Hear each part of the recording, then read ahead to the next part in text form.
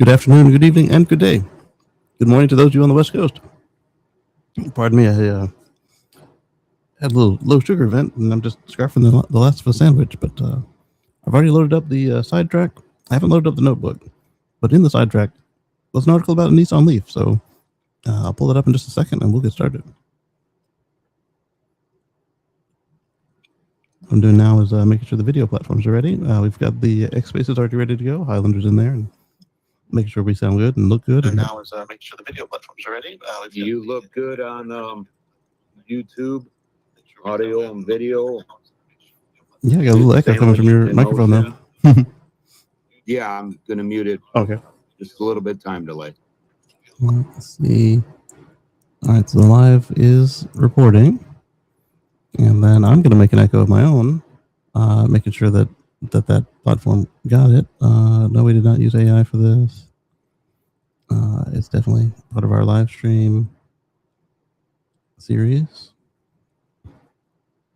So when those are wrong, the question then is, did it get chat wrong? And that always surprises me. So let's go find out. Ah, it's correct. It's a surprise.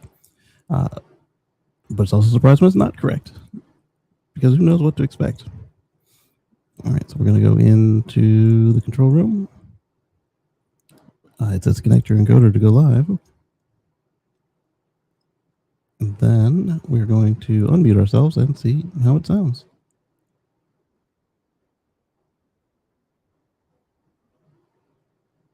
I like it. Okay, so next is getting that Nissan Leaf story broken out from the just nonsense sidetracks that I found. They all just have the name of the publication. They don't have the article titles. I must say it was like fourth. Noob. Third. Second.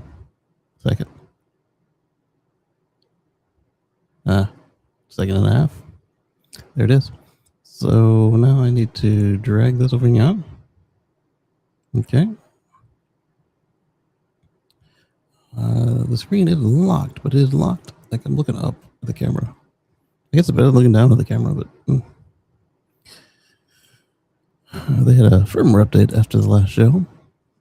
It was actually before that, but I did the firmware update after the last show for these screen glasses. They added in better tracking with this nose camera. It is a lot more solid. I do like that, but where it chooses to do the lock-in is less granular than it used to be. All right, so let's go to you guys. And then we'll do share screen.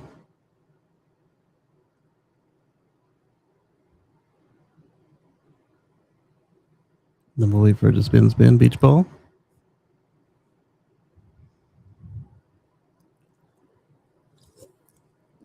There we go. Pick a screen to share.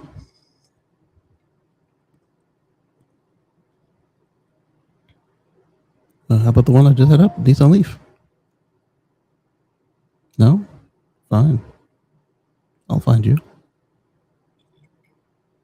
Oh, no, I won't. There. Back to here.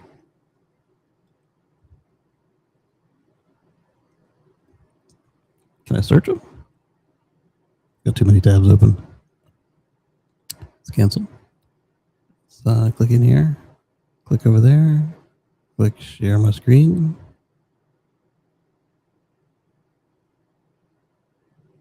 Another beach ball.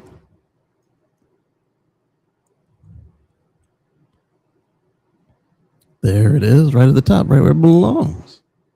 Instead of just hiding somewhere. All right, so we're gonna share with audio. I don't think there's any audio on this article, but since what I'm gonna do next is pass the credential around, we'll want the audio. All right, so now let's rearrange this since there's only one of me on screen. Yeah. Man puts a new battery in his 2016 Nissan Leaf and is blown away by the new range it gives the 10-year-old EV. So for the headline to make sense, I'm assuming he put in one of the new aftermarket packs. But let's find out. The key takeaways. Battery upgrade. YouTuber Mailer Capital replaced his 30 kilowatt hour battery with a 62 kilowatt hour VINV NE pack, doubling the capacity and restoring performance. Okay, so that's not as freaky as it could be because they did sell a Nissan Leaf with a 60 kilowatt hour pack. But it does sound like his is aftermarket one, which is fine. And yeah, doubling the brand newness would blow you away, wouldn't it? DIY installation. The process involved disconnecting the 12-volt battery. Ooh. I'd recommend that. Removing the service plug. Definitely do that if you're touching the battery. And using spacers and long bolts to fit the taller pack safely. Okay, fair enough. But I'm assuming that the spacers came with the kit. We'll find out. A performance boost. Post-upgrade, the Leaf achieved 260 kilometers or 160 miles of range at 44% state of charge and over 400 kilometers or 250 miles in real-world use, making it better than new, as promised. Instead of selling his old Nissan Leaf, the YouTuber decided to change the battery to breathe new life into it. He did himself, which saved him money through the price, though the price of the battery pack was already pretty hefty to begin with. Also true, especially if he was looking at the one from Nissan. The OE packs there, woo-wee. But it was worth it because the results speak for itself. New battery is twice the size of the original. We get acquainted with him. Significant chunk of change here, under $8,000 on a new battery for his Nissan Leaf. That's a lot of money, but that's not bad. Not for a new 62 kilowatt hour battery from a company called Divine. The original system lacked thermal management and led to significant degradation over time, precisely due to shifts in temperature and weather. So are they telling me the Divine battery has temperature control, temperature management? That would be cool. He's not one of the ones I've seen do Leaf work, so this will be interesting. The creator said that the real world range dropped to about 60 kilometers in cold weather. I think it could do that new, dropping that low. That's less than 40 miles of range, so it's basically nothing. Of course, that would be the 24 kilowatt hour, not the more moderate 30s. The Leaf isn't exactly a continent crusher, but it's still supposed to be more than a city car. This is also true. It's supposed to, in theory, be good enough for Sunday road trips with a 40-mile range. I'm sorry, and with a 40-mile range, you can't do that. You can, depending on where you're going. If you're just doing the average American commute, 40 miles is plenty. But if you're doing the average American commute on a Sunday,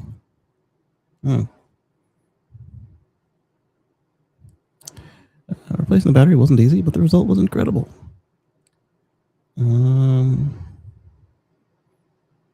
So he's got the pack open. Did he just do this because he could? Or did they require you to replace your own modules? And if you replace your own modules, it doesn't sound like it would also still have thermal controls. Because the only Leaf style pack that had thermal controls was the ENV 200 in Europe, and it didn't exactly have thermals. It had a computer server fan one to help circulate the air a little bit, and that's only because they assumed that the van would be doing more work than a Leaf. Sometimes they're right. Anyway, if he's opening the top case, that means to me that they would have him make a new top case because that's hanging off the bottom of the car. So if you already have spacers, you don't want to be splashing water and grit into the new battery pack. But it is YouTube, so he might just be showing us what the old battery looked like. So let's continue on and take a look. His new Leaf is basically good as new, in fact, better. Installation process was long and complicated. So it was not a simple swap, then, it seems. Yeah, we talked about disconnecting the battery. The new pack was physically taller, so the kit included spacers and longer bolts to maintain the car's structural integrity. But when he finally completed the job and started the car, the result was magnificent. Look at that, 260 kilometers. At 44%. It doesn't show the health bars. Or is that it? With 0 health bars. I see a 1 right there. But I don't see anything that indicates that it should be at 44%. I see this way down here. Those don't go together, from my understanding. Oh, there we go. 500 kilometers and full health bars. Not bad. I was kind of hoping they'd give us more than that without us watching the video. Or maybe a link to the video. Montreal man tries to trade his near 50,000 mile Cybertruck and is stunned when Tesla tells him no. Yes, right now, Tesla is not accepting trade-ins in Canada for the Cybertruck. Launch Falcon Heavy side booster separate during Roman Space Telescope launch. There's a whole article right there. American $5,000 check. See what's happening. It's gone. That was about Doge. Cybertruck charging far less than Tacoma during fueling. Oh, costs. Yeah. It doesn't help that the price of fuel is up. Okay, so we're going to skip those, but we got another sidetrack coming. I'm hoping here in the comments somebody explained about the cooling or whatever, but if not, we'll chase him down and find his YouTube video and skim it. Love my 12 Leaf. There was something special about it. It had great character and was fun to drive. Yeah, they were nice on the inside. They were dogs on the outside. This CHAdeMO charging port was what made me decide it wasn't worth the upgrade. Range is one thing, but where I'm at, you still can't take it out of town and find a charger, which is still important. Unless you're one of the ones where the CHAdeMO CCS adapter worked, and then maybe the CCS to NACS adapter next couple of years. Now he has an actual car. The 40-mile range he had was virtually unusable as a transportation vehicle. Not as a only car, as a commuter car. It was perfect. What was the cost for the conversion upgrade? Just under $8,000. Not a bad investment. True. Got a really competent car for the cost of a really inexpensive used car these days. By really expensive, I mean like the kind that you get and you maintain them, but you don't expect them to last you. And back what used to be maybe a $2,000 car when I was first getting into driving. Maybe 3 or 4, but still. The price of everything's gone up. Leaf has always been the low end of the EV market. What? No, this was a premium car when it came out. Mainly because of the lack of battery management. This guy did a fantastic job with a fantastic result. If people start doing this with hybrids, you'll see even more fantastic results. I would like to see some of the plug-in hybrids get some real battery treatment.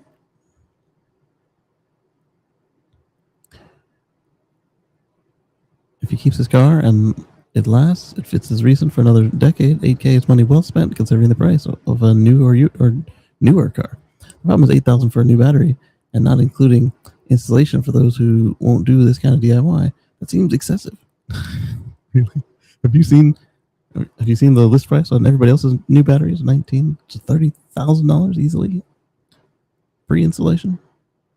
Not that anyone actually pays that price, but that is the list price for several of them. It seems excessive. You can get a gas engine for a small car installed for much cheaper. No, you can't. I mean, you can get a good used engine done by your local mechanic, sure, for almost that. But at the dealership, a brand new engine is going to cost you about $10,000 to $15,000 for an average car. If you have one of those exotic engines, you're getting closer to 20 again. All right, I've always had to laugh at the naysayers say about EVs. Powered from the sun, as mine are, they are the greatest thing ever. Never do I worry about price spikes from politics. The power flows right off my roof and into my car. Stop living in the past. I'll give you that. Speaking of, I don't know if I told you guys, but I did mention on the Tesla Live show, with those battery inverter units of mine in transit, they have been out for long enough that I got a new power bill. And we were up $150 from the previous month, just from not being able to moderate the time of usage on the power. That's a little kick in the wallet right there. Highlander says it's very expensive to put in a replacement engine. I found that out personally on my second to last Dodge minivan. Yeah, it's not like it used to be. It used to be slide a case of beer and $100 and find a good junkyard pull and you'd be back on the road. And nowadays, with all the computers and everything, plus the cost of labor, the insurance, the shop, it's not like it used to be. Smoke's telling us, yeah, I did a video on my YouTube here breakdown of how much it will cost you to replace an engine or transmission, or both, still way less than my 2013 Tesla was with replacing a battery pack. Just says, hey, Smoke. Yeah.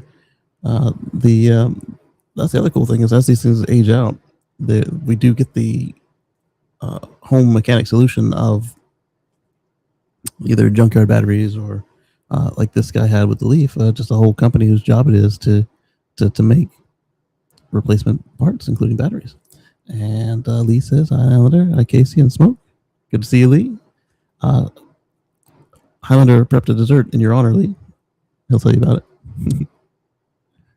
Let's see what we've got here. I wouldn't buy or depend on a battery car until they improve the batteries. Didn't you read the article? They improved the battery double, dude.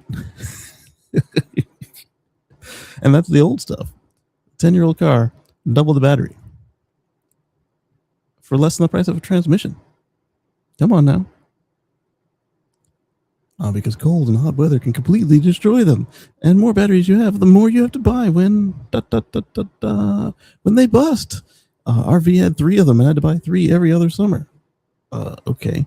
So your RV definitely didn't have thermal management on your batteries. And if you had to buy them that frequently, we were not talking about lithium unless you undersized the pack for what your load was. So you had to buy 3 lead batteries every other summer. That sounds fine. It's annoying, but fine. And the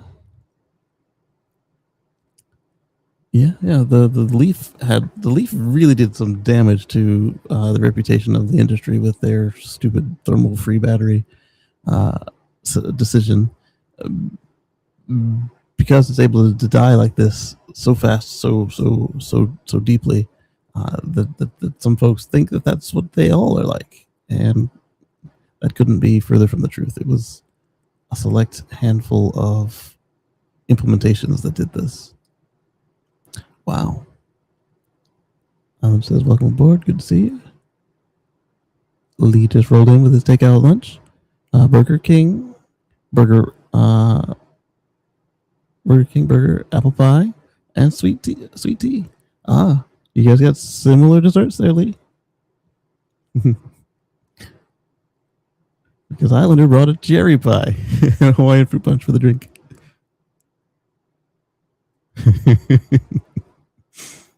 Yep. All right, let's see. I pulled out a sidetrack. Let's see what do we got there before we... clearly, we don't want to dig further into those comments, just because if those are the ones at the top, the ones that they hid have to be terrible. All right, gonna switch tabs here. Montreal man tries to trade his nearly 50,000 mile Cybertruck and is left stunned when Tesla tells him no. The Montreal part is the important part to the story here. Trade in denial. Montreal man Jay tried to trade in. Tried to trade in his. You can tell I got a little Jamaican lineage, don't I? Trade in his 50,000 mile Cybertruck, but Tesla refused, despite the vehicle being eligible for trade-ins according to their website. to their U.S. website, not their Canadian website. Warranty limitations. Tesla does not offer extended warranties for Cybertruck in Canada, leaving owners like Jay with expiring coverage and limited options.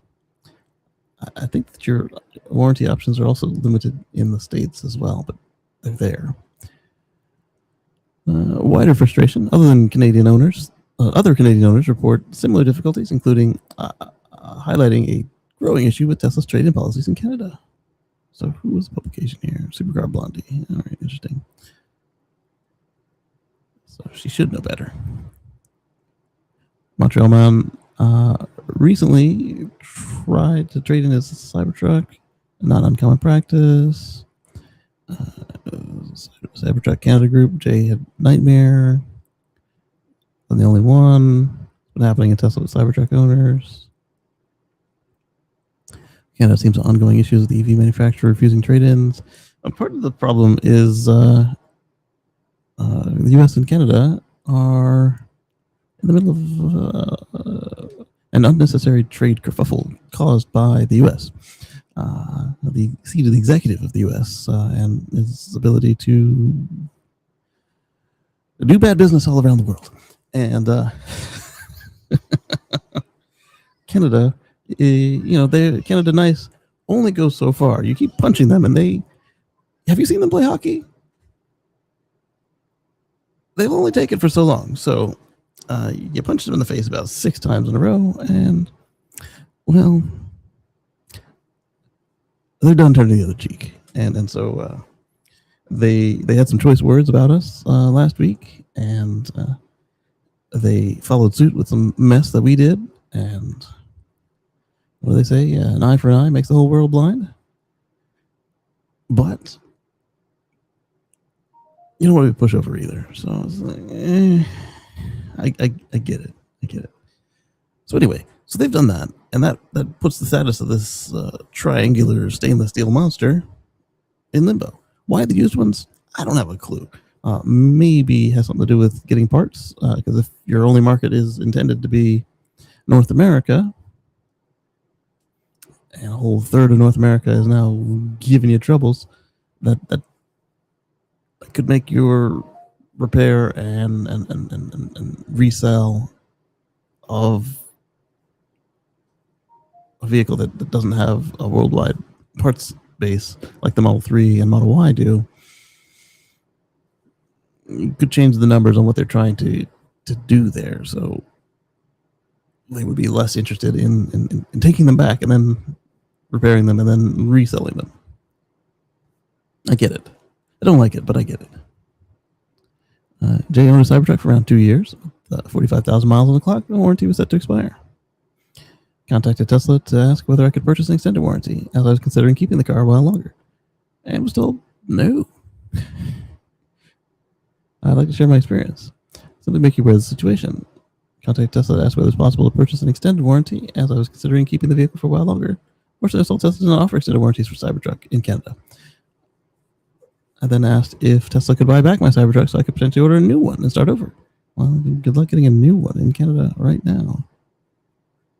It's 100% import right now. I was told that Tesla does not buy back Cybertrucks.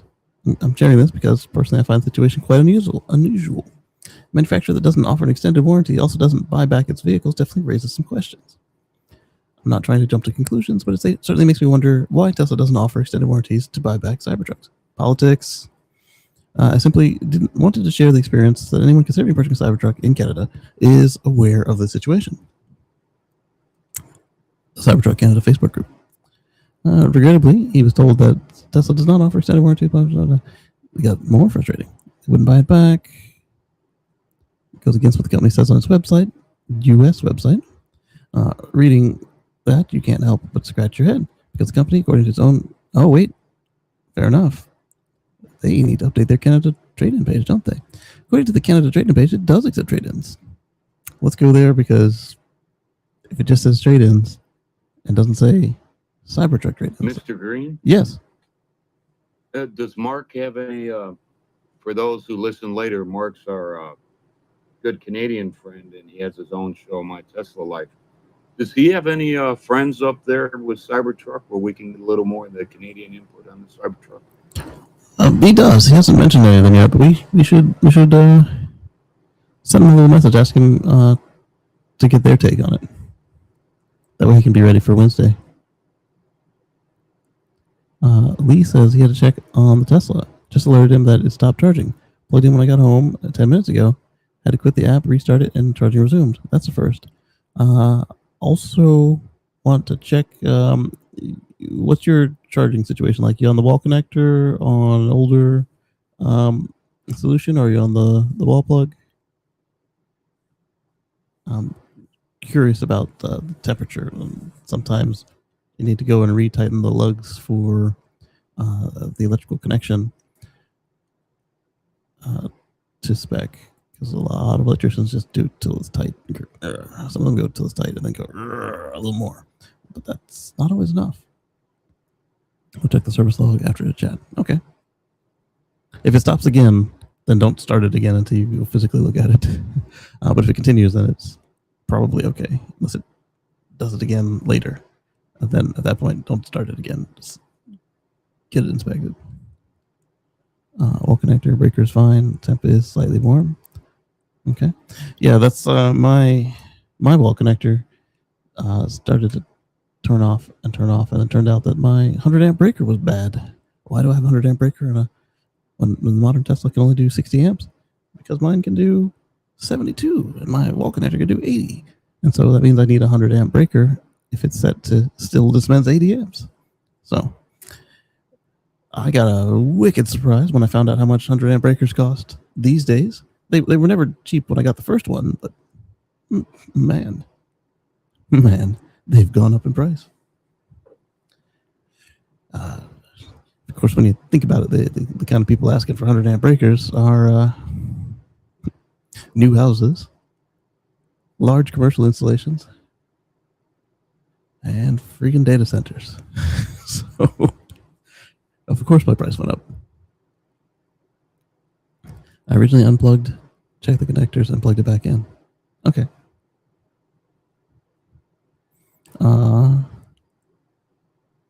So the connectors have to go. How far are you from the panel? Do you check the ones in the box? Because everything on the other end was fine for me, but the ones in the box, the breaker itself, it gave up. It was like, you've done enough. We're done. I don't know what it was built for, but it clearly wasn't built for 10 years of EV charging. Oh yeah, so I opened up the Canada Tesla webpage. Let's saunter on over there before we get back to Blondie and Jay. Confirm my location. I'm in the United States. Yes, you're right, but we're not looking there. We accept passenger cars. Oh, it does say passenger cars, trucks, vans, and SUVs for trade-in towards the purchase of a new or pre-owned Tesla vehicle. It doesn't say our truck. If you wish to trade in your vehicle, enter the details on your Tesla account before your Tesla vehicle is delivered. If your trade-in qualifies, you'll receive a purchase offer that can be applied to your order. If you decide to trade in your vehicle, you will hand off the vehicle during your delivery appointment. What vehicles are eligible for trading in? Passenger cars, trucks, vans, SUVs for trade-in value towards a new or pre-owned Tesla. We do not accept motorcycles, RVs, or commercial vehicles. Non-drivable vehicles are also not accepted for trade-in. See below for the eligibility of branded vehicles. Don't care how it works.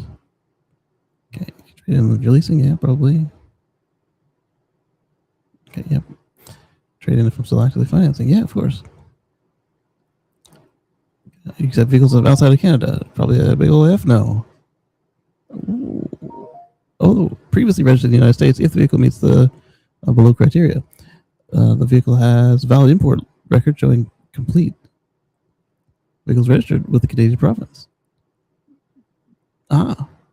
They have a much better policy on it than we do here. Can I trade in one vehicle toward more than one vehicle? We do not accept multi-trade-ins. That's unfortunate. I think the most I traded in on one car was 3. 3 for 1. Oh, maybe 4, because it would be a 3 for 1 and a cash for clunker. It's not really the same thing, though. I can trade in my vehicle if my name isn't on title. What?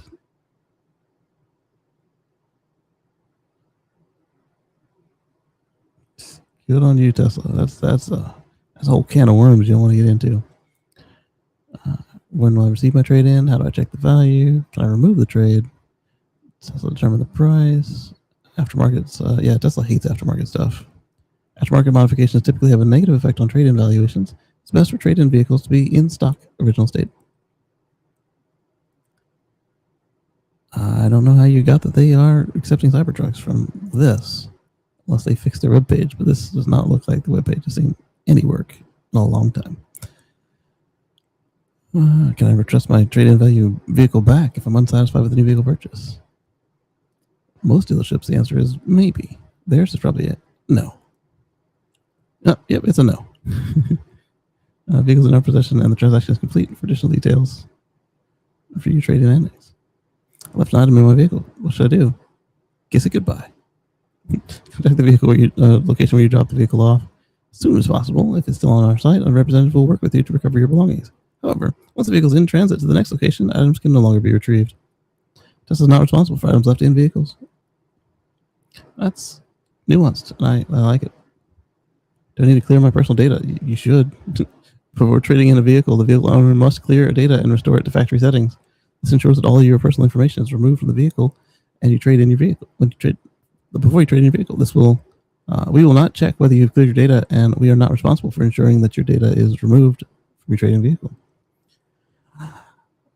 I say this is nuanced and fine, especially if you're trading in a non-Tesla vehicle.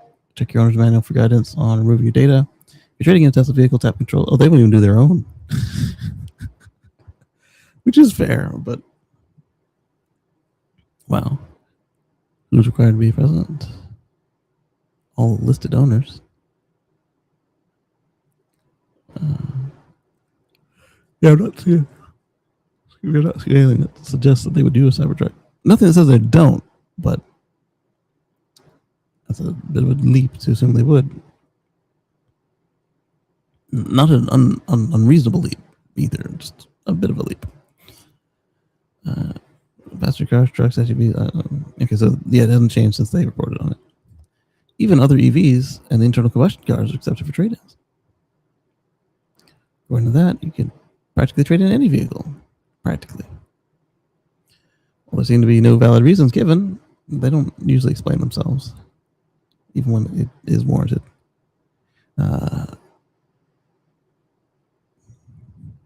Interesting.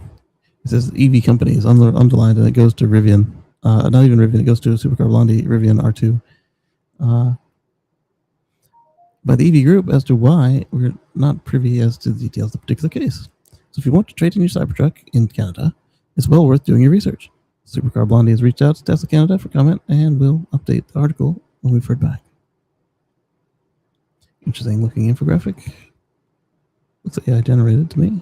I'm not saying it is, it just looks like it. Exoskeleton. Shatter resistant glass. Performance and range. Utility and power. Max payload. Max payload is really nice. Assuming that you have the right wheels and tires to take all of that payload. Minimalist cabin. FSD. Is like the shortest infographic I've ever seen. Let's get into these comments and see how terrible they are and who doesn't realize that Canada is a separate place.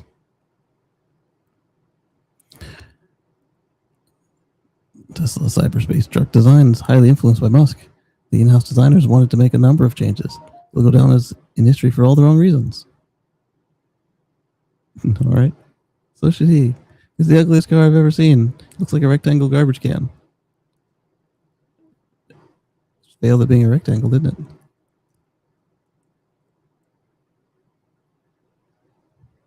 Lee checked the breakers and nothing tripped, warm, etc. Okay, good. Maybe it was a fluke. It happens. Did the summer update 2026.6.5 FSD 14.3.8 early this morning. Congrats. Tesla deleted my data when I traded in the Y and the 3. I asked them and they took care of it. Flash drive and whatever else was needed to be done. Yeah, I'm sure if you talk to them, they might be fine with it. It's a good policy just to hit that button on your way out the door, though. I did that when I sent my Model S back to the Ford store I bought it from. I knew the Ford store wasn't going to do it. Mainly because they hadn't done it when I picked it up. My sister has a level 2 charger in her garage for her 2023 Nissan Ariya. She said no issues with the local electrical company. Paid for most of the installation. That is really cool. Local electrical utility paid for most of the installation. Nice. Back to these comments. Well said. Google a picture of the Citroen Karen, and I think it was made in the early 80s. Musk has not had an original idea yet. I imagine this thing's going to have a strong resemblance. Let's take a look. Search the web. Yeah, we've covered this. They are indeed similar, but no, they're not the same. For one, this thing's got some curves in it, and not just curves in the glass. Does it have a center seat?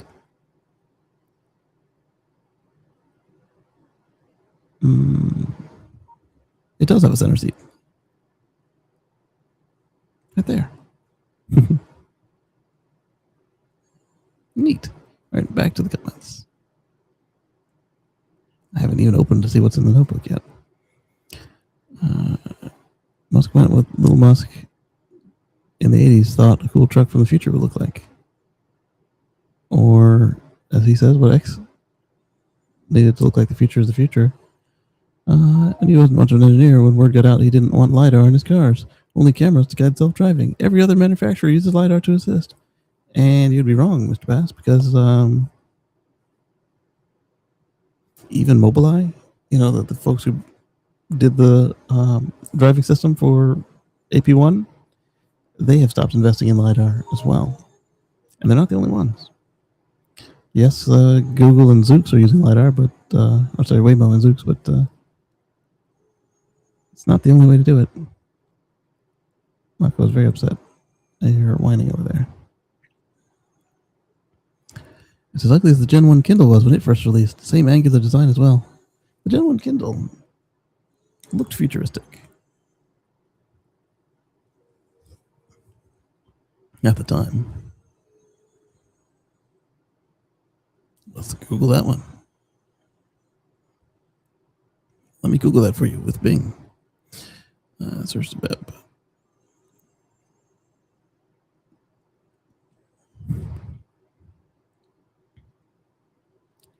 Share this tab instead. It's not a Gen 1 Kindle Fire, that's for sure. This guy right here. Vintage. Better have some books on it, because I think you can't load books onto it anymore.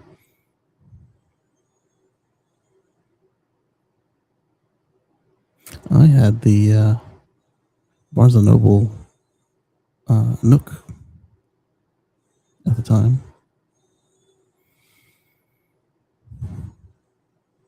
Color screen, all that. It was a little heavy. Screen was a little low res. Did not get much use out of it as I thought I would. And then right now, I've got a new Kindle sitting on my desk here. It might be holding up the tablet here. It's not. Where is it? Oh, it is holding up the tablet here. I think. Yeah, it literally is sitting. The tablet's sitting right on it. Oh, come back to me. Come back. All right, turn on captions. There.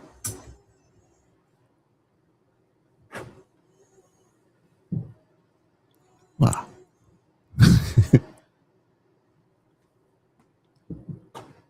This one I like. Don't get nearly as much time to just free read as I like.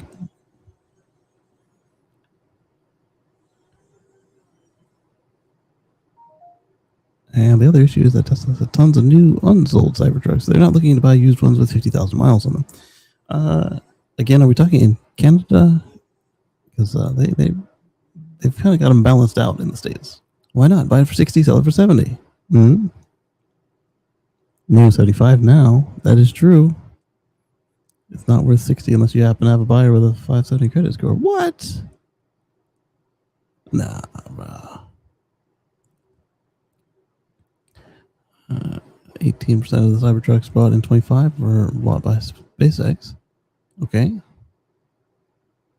think they might be market manipulation, but who's to say? It's only 10% of them. It's not like they bought 50% of them. People think it's easy. They can go do it and it'll work. They go in thinking people who aren't in the business. All right, that's enough of these comments. Let's pull out my notebook. There. We're going to open sidebar. I'm going to move it to the 30th. I've only got one item in the notebook. What's in there? Oh. We were talking about unions last week with the IF Metal and their stupid crusade to show Tesla who's boss for no reason. And again, I say that because nobody was complaining on the worker side. Unlike this case right here. This is from the Chicago Sun-Times. Unionized BP oil refinery workers have picketed at Chicago HQ for the end of a 100-day lockout. So at the time, it was up to 100 days, and they were ongoing, and it didn't seem to show any sign of ending. The 800 locked out workers, the 800 is a lot higher than 12 or 18, and they were actually, you could see them. You can see them. They're not just there on paper. 100 days in June, and it was still ongoing when I found this article. When did I find this article? On the 25th. So unionized BP refinery workers reached the 100th day of being locked out of their jobs in Northwest Indiana. They took the fight to BP's headquarters in downtown Chicago to demand that the company accept their contract offer. The 800 locked out workers say their livelihoods are at stake, as well as nearly 100 union jobs that BP insists on laying off at the refinery in, was it Whiting or Whiting? Whiting, Indiana. David Wachowski, not Wachowski, Wesolowski, age 50, has one of the dozens of union positions that BP wants to eliminate and replace with contractors. He, along with hundreds of others, rallied outside BP's Chicago office at 30 South Wacker on Friday, said that BP's hardball negotiating tactics and quick move to lock out the workers just 2 months into contract bargaining are deeply unfair. It's union busting. It's a power move. He says, who has worked for 12 years as in-house carpenter for BP. Contract negotiations began in January, but quickly devolved as BP and workers made offers each considered to be unacceptable. BP wants to cut certain union jobs and replace them with contractors. Workers asked for pay raises and job protections. Negotiations escalated in early March as the unionized workers went on a rolling 24-hour strike notice. BP said that the day-to-day uncertainty created a safety risk. On 19th of March, the company locked out roughly 800 employees while negotiations continued. The company has been using contractors to keep the refinery running. Scabs.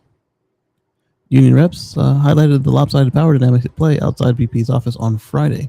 UK-based BP reported $7.5 billion in profits last year, and the company is doing even better because of the elevated gas prices prompted by the U.S. War with Iran, and the union representatives said that meanwhile, workers who are locked out are asking to help keep their livelihoods. See, I'm much more sympathetic to what's going on here than that mess that Metal was pulling.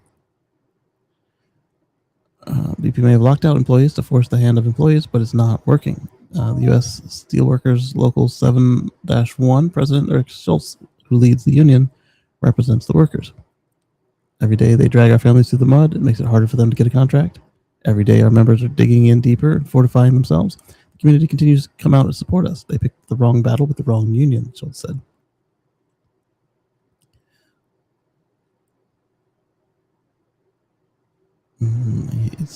He had to cut back on the type of food he buys, ended his streaming subscriptions, and canceled traveling. It's unnecessary, Trevino said out of the lockout. BP made billions last year, and they're trying to take from us. It's all unnecessary. So, this is what I expect of a strike. You got people you can see, people that you can sympathize with, versus whatever the heck power play IF metal was into.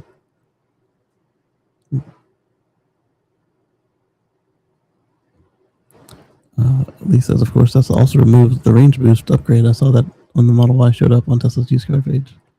Yeah, it's their prerogative, but it never feels good when you see them getting all chintzy and extra cheap on the trade-ins. All right, so let's go to, who do we want to go to today? I think we did electric last week. Let's do Inside EVs for our sidetrack this week. The new Cybercab launch is next week. Here's what Tesla still needs to prove.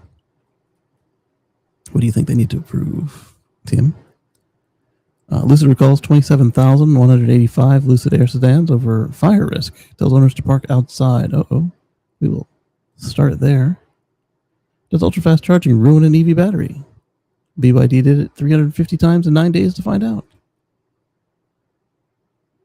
9 days, wow. Not once a day for a year.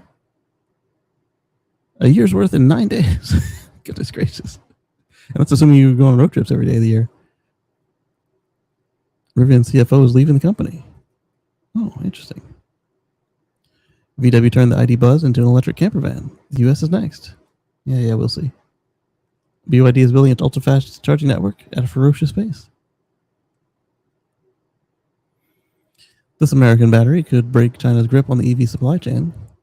We'll see. BMW just hit 2 million EVs sold, and the iX3 is carrying the team. Congrats, guys. Aptera's solar-powered EV can go 47 miles on sun power alone, in theory. We've seen people do it.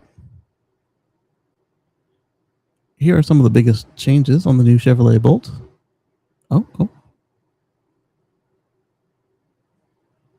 The new Bolt won't be made for long, but it's a big improvement over the old car. Is this the same Bolt that we already saw, or did they make some changes to the one that's outgoing? That's new. Volt Post is making a charger for people without a driveway. We keep talking about people without driveways. How the Volvo EX60 can see around corners through the new update. Is it using the LiDAR? Because the LiDAR is light. It's not just deer either, so that sounds like IR, which is still light. Reporting from Europe indicate that Tesla has updated the Standard 3 with a new wheel and tire package that improves range by 7.1%. Huh. Good on you, Lee. Thank you. Non-US markets updated wheels and tires. So that means basically the China Model 3. Because that's where most of the non-US market Model 3s come from. Seeing as how it's the only other factory that makes them. I say the only other. You got, yeah, Fremont and China. Waymo just took a not so subtle dig at Tesla's self-driving strategy. I will leave that alone because it's still ongoing. It wasn't pretty. At least a BMW iX for 3 years. Here's why I ended up buying it out. Because it was a good deal and you liked it. Hyundai's new Santa Fe will go electric and keep the gas tank. What? Can Tesla FSD take you up the steepest road in America, dirt road in America, all by itself? Yes. I went to Toyota's employee electrification training. Here's what surprised me. That it was super competent and doesn't match what the company is saying outside. Waymo's headed to Germany. I went to Toyota. Genesis' first few EVs didn't blow me away. The GV90 flagship did. I have been looking at the unveils of the GV90, and it seems like it was worth the wait. It is everything that the ID Buzz promised to be, and then some. So let me get the one with the coach doors there. and they weren't even teasing it for as long as we were looking at it. We were seeing spy shots. They did one or two concepts, and then it showed up. Tesla just made the Cybertruck an even tougher sell. Cheapest Cybertruck in the U.S. Is now nearly double the projected starting price that Tesla pitched in 2019. Yeah, we talked about that.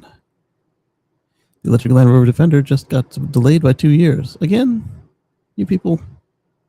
The U.S. will get a version co-developed with Jeep's parent company. That doesn't make it sound better.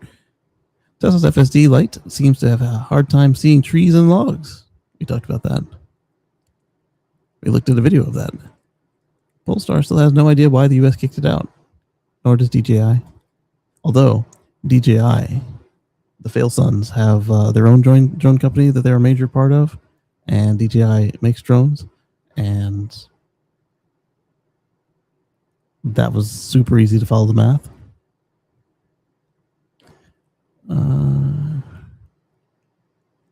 Mercedes CLA 350 destroys EPA rated range with shocking efficiency. There are manufacturers that will dial the numbers down so that their customers don't make a scene when they don't get the numbers. Because very few people come back and say, I beat the numbers. Xiaomi unveils a custom chip for driver assist features, smart on them, and Genesis. All right, we got a comment from Highlander. Lost audio on both stations. Let's take a look here. All right, we still got audio on YouTube.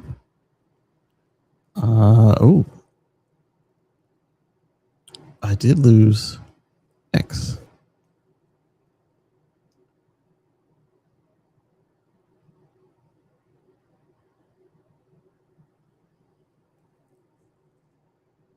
Yeah, X closed me at an hour.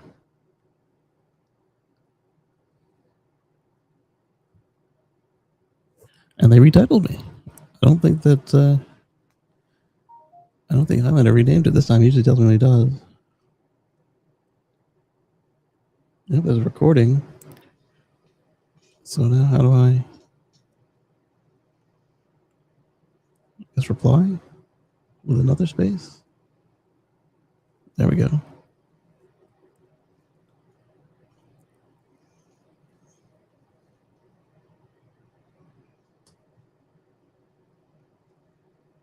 Oh, I see. They're doing like intelligent topics now. Get to those spaces. No, start it now.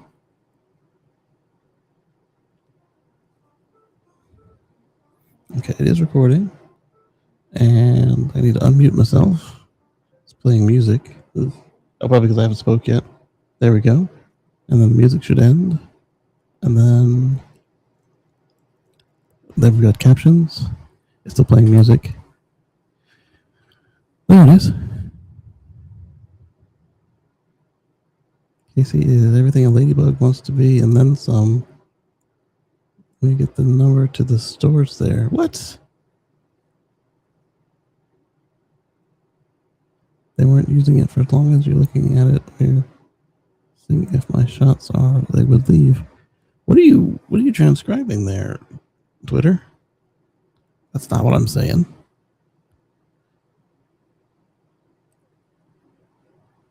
Smoked? I don't smoke.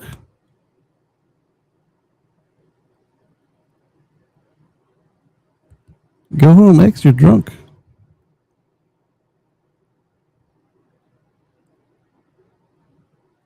They're obsessed with ladybugs.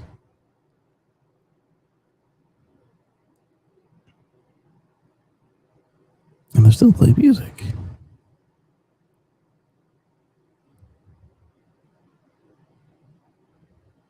All right, so it is definitely responding to me. I don't know what it's hearing and where some of those words are coming from. As long as they keep my screen on. Highlander says his audio is back. Article from another Tesla app. Tesla Model 3 gets more range in Europe. All right, yeah, we'll go there.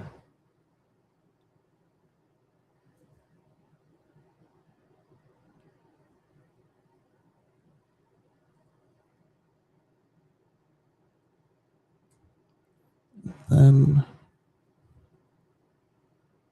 go to their homepage. This was pretty cool. Cybercab spotted testing multicolor RGB light bars. So you look at your app and you know which one is yours.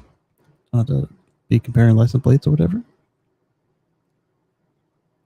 More range. Thanks. Just one improvement. Is this the one? Tesla to investigate Grok or integrate Grokbot into its vehicles. We knew that. Oh wait, Grokbot is different than Grok. Interesting. Tesla launches new Zen Gray. We knew about that. Oh, but in Europe, that's new. Tesla increases wheel and tire protection plan pricing. Makes sense given the pricing of things around the world. Tesla confirms 14 Lite in development for Australia and New Zealand. Cool. Rivian adds Waze. Should Tesla follow suit? They've got something very similar to Waze already. Tesla registered 79 new robotaxis in Texas in one day. Tesla adds bookmark syncing. Oh, that's cool. Larger content and full screen video and camera support to browser. They launch dog mode collection with plushie, toys and apparel. And this one, you put the peanut butter in the dog, and then your dog licks that dog. And yeah, they had fun with that pictogram. Tesla expands the robotaxi hours and says unsupervised fleet is larger and smarter.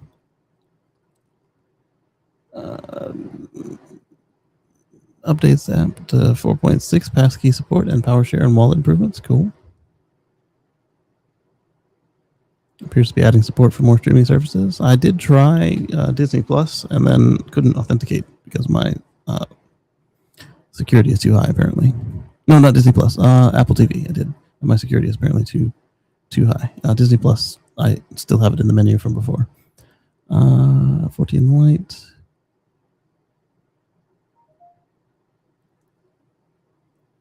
Pet mode. They've stopped doing the vinyl wraps. Ryan Shaw was talking about that the other day on his show. We talked about the recall in China and the range beat and vehicle to load.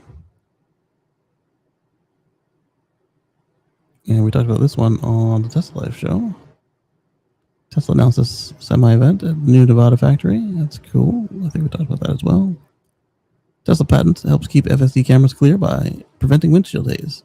That's important. Tesla quietly discounts items in the Tesla shop, including the commemorative vehicle set. Is it now less than like $200, $1,000?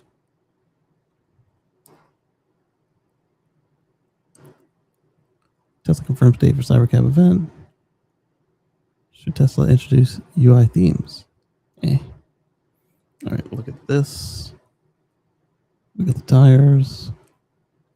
Let's look at the Lucid recall first.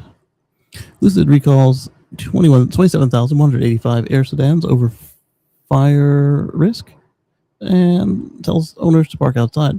More than 27,000 Lucid Air sedans are being recalled over fire risk. The good news, Lucid says the fix is just an over-the-air update. Oh, good. At least it's not a, wait a minute. At least it's not an LG, pouch battery contamination situation. Park outside and wait for a new battery.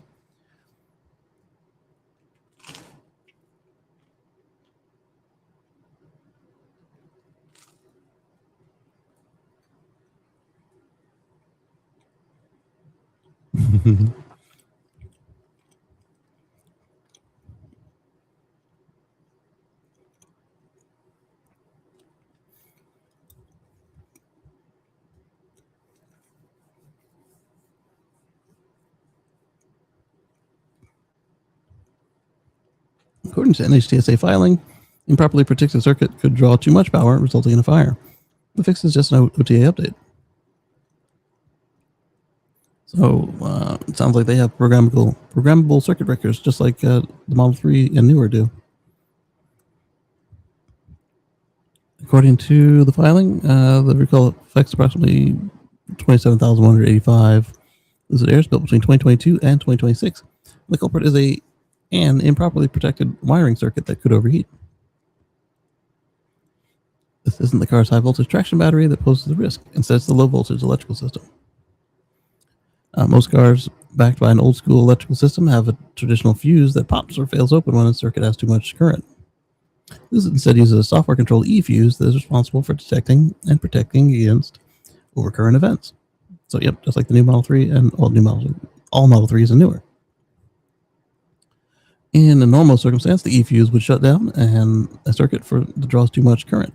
However, the lack of... So these would be MOSFETs is what I'm learning, the e-fuse. It's the same thing that's in my various inverters and batteries. However, the lack of protection means that the circuit could remain energized and potentially become overheated. That means melting, smoke, potentially fire in the worst case scenario. It's the largest recall for Lucid to date. 27,000 vehicles isn't exactly massive, but it's not the case for Lucid. Good news. The fix is simply a software update. Lucid says the fix has already been widely deployed, and more than 3/4 of the affected cars, 20,700, already have the software update with the fix. So be prepared to get a letter in the mail for something that you've already updated. Just because. Lucid Air Sapphire begins beats genuine mid-engine supercars from 0 to 200 and 200 to 0. There and back again. Sharing is caring. See how Lucid Gravity can share charge with the Model 3. Lucid Gravity GT-S. Meet America's most powerful 3-row SUV. Lucid Cosmos will have more range than any Tesla. Okay.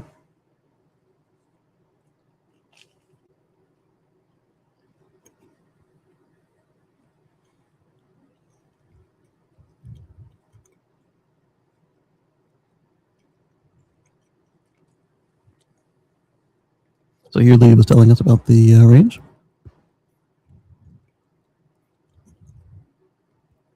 Boosting electric cars' range usually requires expensive battery pack revisions or brand new motor architectures. European buyers looking at an entry-level Model 3 are getting a noticeable range increase without any changes to the battery.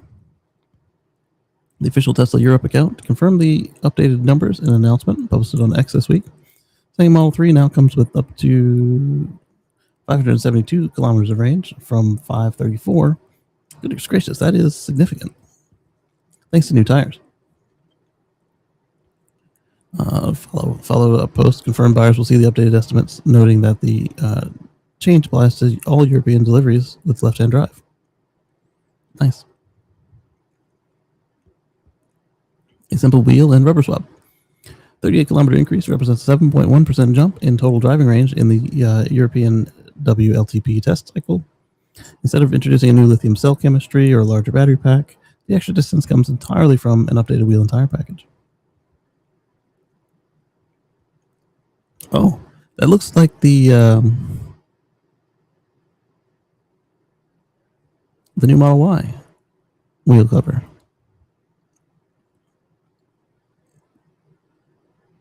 Yeah, they do. Tesla's replaced the standard 18-inch Photon wheels with the Model 3 rear-wheel drive with a new set of 18-inch Prismato wheels. The entry-level rear-wheel drive sedan, which originally launched last fall under standard badge, now ships with these efficiency-focused tires from the factory. Here's a visual comparison between the outgoing Photon package and the new Prismato wheels. Even though the Prismato wheels match the outgoing Photon setup at 18 inches, the redesigned wheel aerodynamics and lower rolling resistance rubber compound allow the electric sedan to travel further on the same amount of stored energy. Good find, Lee. Range applies across all European left-hand drive markets where the new 18-inch Prismato wheels are now being configured by default. That includes mainland Europe countries such as Germany, France, Sweden, Norway, Denmark, Estonia, Lithuania, and more. However, right-hand drive markets are currently excluded. Why? Don't have enough parts? You know what? I wonder. It might not even be the parts. It might be they have to recertify or retest or whatever, which is weird. United Kingdom and Ireland, the online configurator still lists the older 18-inch Photon wheels alongside the previous 534-kilometer or 332-mile range rating. Now, if you said something like South Korea or Japan, then I would assume it was because they were getting American cars. That's not necessarily the case, though. They can supply them with China cars with the right ports. They just have chosen to do American cars in the past.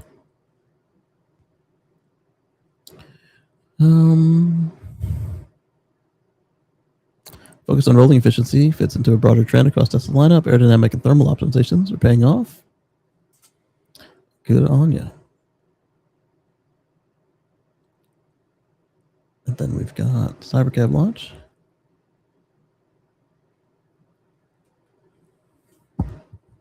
It's next week. What do they want to prove? You do know, Tim, they're about to have a whole event about this thing, right? Software. Is it good enough? Probably. It is on the other robotaxis. And we heard from our blind friend there. She spoke to the council there and told us it's needed. LiDAR and radar, blah, blah. Far from sluggish. Lee says, I think the wheel covers are from the standard 3 Prismata covers. Maybe they're putting them on the premium trims. Along with new tires. If that increase out for the US markets, Model 3 is at 7.1%. That would theoretically give the Model 3 premium long-range rear-wheel drive a new range of 388 miles, up from 363. Not bad. Yeah, I would suspect that it could hold because we're talking a percent. We're not talking about a miles. So yeah, that would be really sweet. And there's going to again be probably a parts availability issue. Cybercab rollout might not be that fast. It's be faster than you expect. Guarantee that. What's up with the wireless chargers? Good question.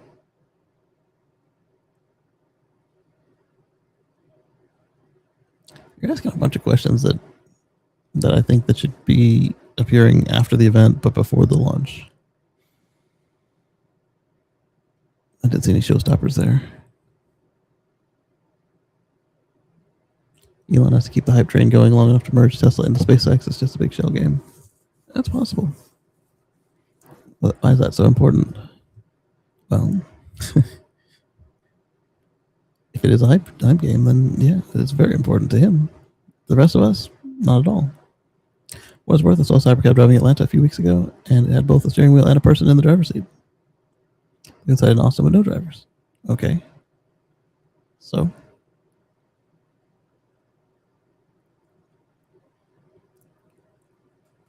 Tesla quietly discounts items in the shop, including competitor vehicle set. This one I really want right there with the gold wings. That was the gold wings, the Falcon doors. I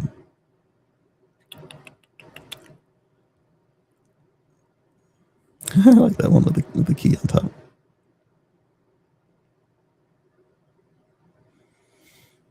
These are just the production vehicles. They don't have the Cybercab in there.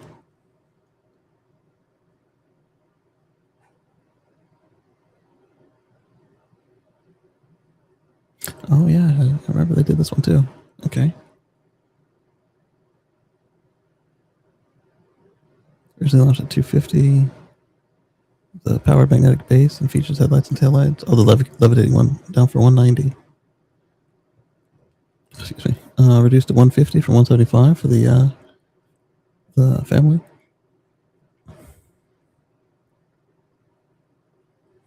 This one got some viral videos on it. Apparel. You know what? I wonder if I can go into my Tesla app real quick. See if I can't get the family lineup from inside the app. Release notes. Menu. Shop. No, don't accessorize my car. I want just shop. Lifestyle.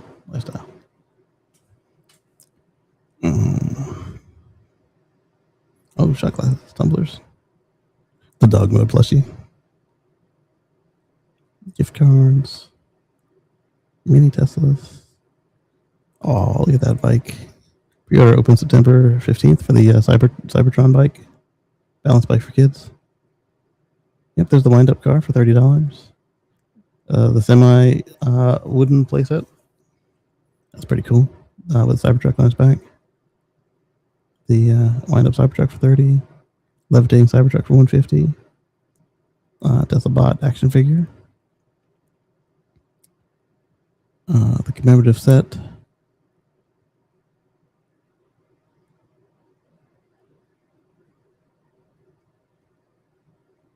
Add to the cart.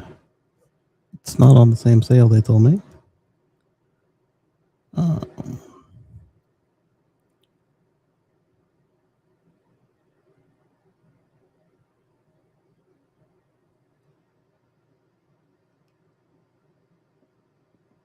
Yeah.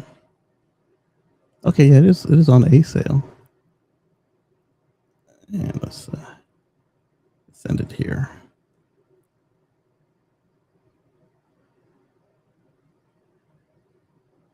Oh, they want money. You can't use your Tesla credit for it, or did my Tesla credit expire underneath me? Voucher code, gift card. Yeah, my Tesla credit is not covering this. I should have enough. Well, I don't feel like paying $200 for this thing. It's cool and all.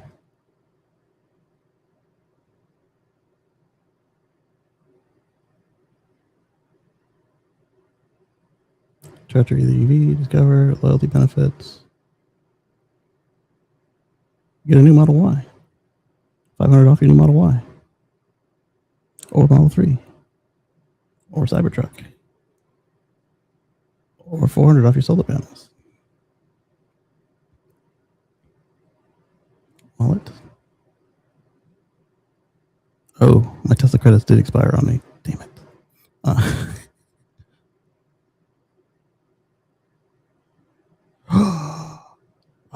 They've been expired for a good minute. 3 months. What a waste. That was a lot of money. Oh well. Anyway, sorry about that.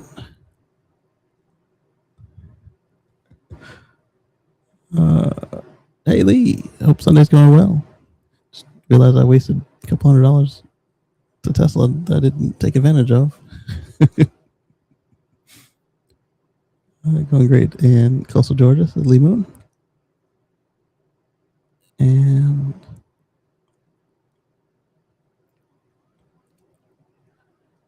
yes, ultra fast charging. BYD does it 350 times in 9 days. So a year's worth of daily travel, daily supercharging travel. Yang Wang U7 charges from 10 to 97% in just 9 minutes. Here's how it affects the battery health. Kicked off a megawatt charging war in 2025, followed up with faster second-gen flash charging. And to prove its durability, it did 18,000 miles at nearly 150 miles an hour over the last 9 days. What? Are they on a racetrack? How are they getting that speed? Followed by 350. They must be on a racetrack. 350 flash charging stops, followed by a battery health test. My ears are hurting right now. The between the glasses and the earphones being swished on the side of my head. Let's see. One question has lingered. How much is highly? How are these ultra quick? Showing it off. Yang Wang put his U7 through the ringer. Who's this guy? Picked a random U7 off the showroom floor. A specially prepared car. Ran at 240 kilometers per hour on a test track. That figure was on track when they said that speed. In Nanning, China for 9 straight days. Car covered 30,000 kilometers. During this time, required an absurd 350 flash charge stops, which the car could draw 640 kilowatts at a time. Ouch. Unbelievable amount of heat and charging for battery to manage. So at the end of the test, the company ran a degradation test on the U7. Result was the car still had 98.7% of its battery capacity remaining. So yeah, if you have a decent thermal system on your car, fast charging it will make a difference, but looks like age will have more of an effect. 98%. 30,000 miles at 30,000 kilometers, 150 miles an hour. Yes, I'm mixing at 240 kilometers per hour. This is particularly encouraging because we know that battery degradation is steepest during the beginning of a battery's life, and it starts high before leveling down. So if the first 18,000 miles were this intense with this little degradation, it certainly bodes well for the car's endurance later in life. And that's exactly what they were proving there, because they were draining it fast, heating it up, and then charging it fast, heating it up, and then right back to the track. U7 also did this during a stretch where the average temperature outside was a toasty 36 degrees centigrade or 97 degrees Fahrenheit. So they weren't like doing it on a nice temperate day either. High speeds, high ambient temperatures, high charging power all stress the thermal management system of the battery, which has to stay within a certain temperature for safety, longevity, and performance. U7's held up. We shouldn't draw conclusions that are too rosy here. Temperature and fast charging both increase degradation, but calendar degradation can be important as well. Yes? It's hard to know how well a battery will hold up over time until enough time passes. Yes, but they proved the point that it wasn't charging that's going to knock it over, not by itself. There's an inherent limitation for any new product. You'll never know how reliable it is until it's been on sale for years. True. But tests like these prove that the thermal management system is up to the task. Excuse me. Up to the task. I kind of want to see the comments on this one. If my arithmetic is right, probably not. 18.6 divided by 350 charging stops averages 53 miles between stops. That sounds about right. If you're running it at 150 miles an hour, at 97 degrees ambient,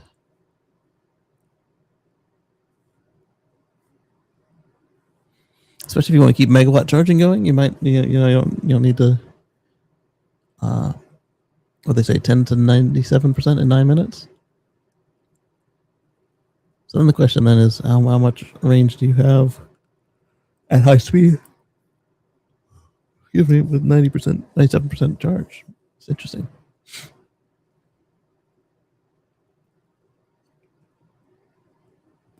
One of China's most dominant companies, CATL, which controls about 40% of the electric vehicle market, generate as much profit per year as Apple does in 6 weeks. Most battery makers and EV makers are losing money hand over fist. China's really good at picking sectors they believe to be highly strategic, subsidizing the heck out of them, and creating massive overcapacity and losing tons of money. Okay, yeah. That doesn't change the technicals or what they just showed us.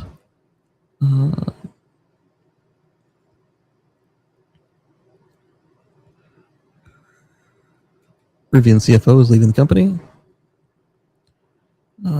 Claire McDonough is leaving the company. She said held the role at the startup for close to 6 years. News comes as Rivian races to scale up production of the R2.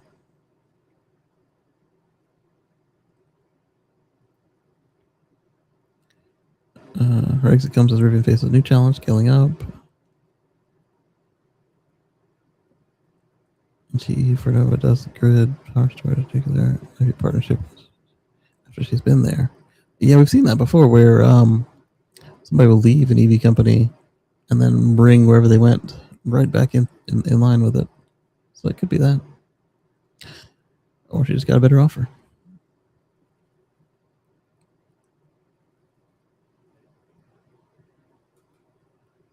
This American battery could break China's grip on the EV supply chain.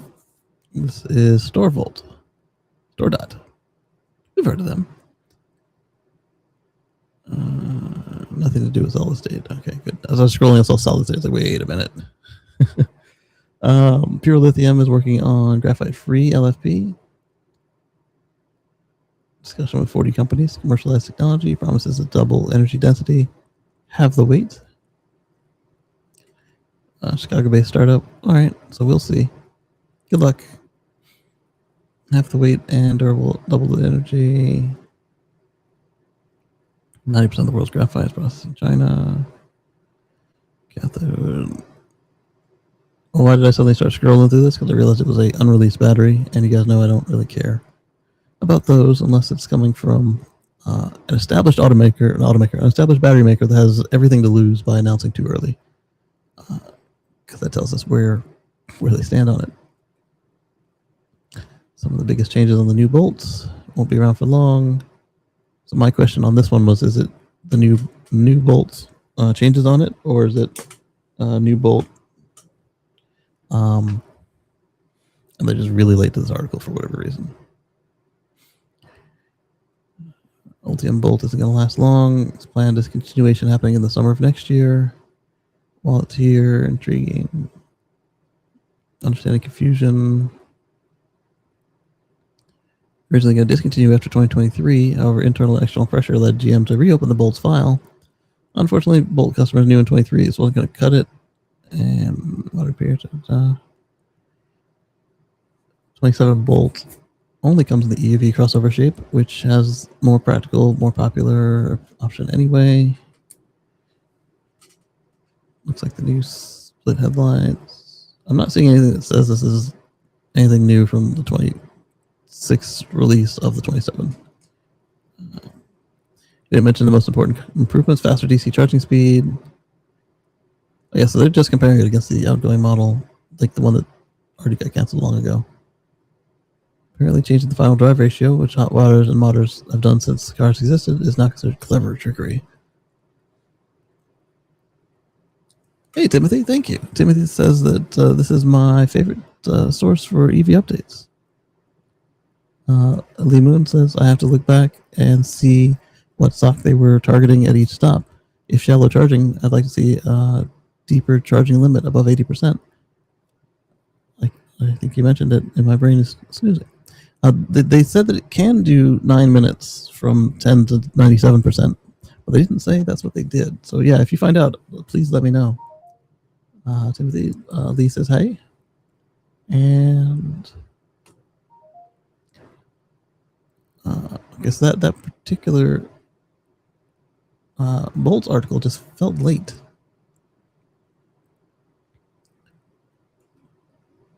Volt Post is making EV a charger for people without a driveway. This will be nice for people who can like saunter up to their building, from what I see here, or if they can get it installed in a parking garage. I'm hoping that they have provisions for landlord-owned spaces as well. Let's see. Sticking to ceilings and walls, meaning apartment dwellers could be the real winners. Okay, so they are doing this right, it seems.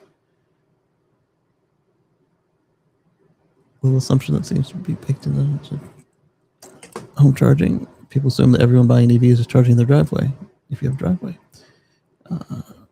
Relying on public charging can often prove to be nearly as expensive as filling up at the pump. I was at this apartment complex last week, and they had like 15 EVs, and I didn't see any place where somebody could charge.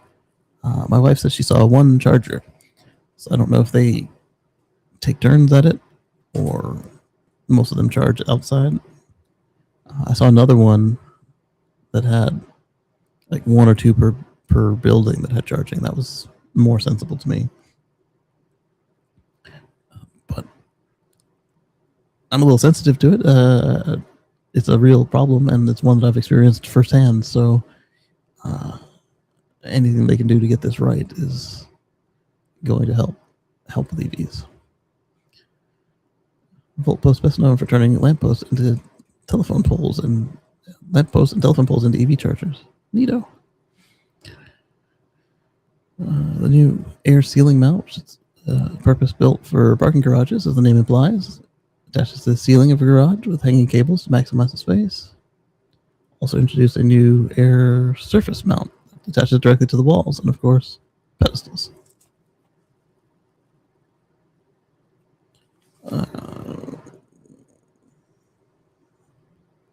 Both setups use a retractable cable to keep the charging hardware tidy and off the ground. The real win, according to VoltPost, is how easy the chargers are to retrofit. No ripping up sidewalks or trenching. Just mount it on something already there, run some wires, and call it complete in hours rather than days. The approach cuts installation costs by much as 70%. VoltPost isn't solving apartment or destination charging everywhere overnight. No charging company is. Building and lot owners still need to actually install the chargers, and somebody else has to foot the bill.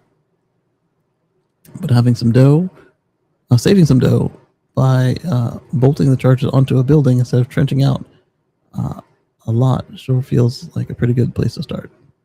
Yes, indeed. Wawa branded EV chargers are here thanks to Electrify America. And didn't we see Wawa superchargers? More EV owners can now get paid to power California's grid. That's cool. Not exactly revolutionary. Any charger has to be mounted to something. Most mount to a wall. What? You mean you can't just attach these to a tree in the wilderness? Charge my EV?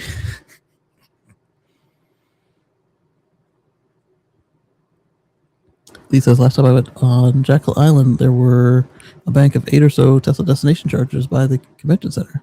Almost all were iced. Need to run over and see how it's doing now. Yes, that's the other part of it, is not just having the infrastructure, but making sure that you can reach it. Yes, indeed.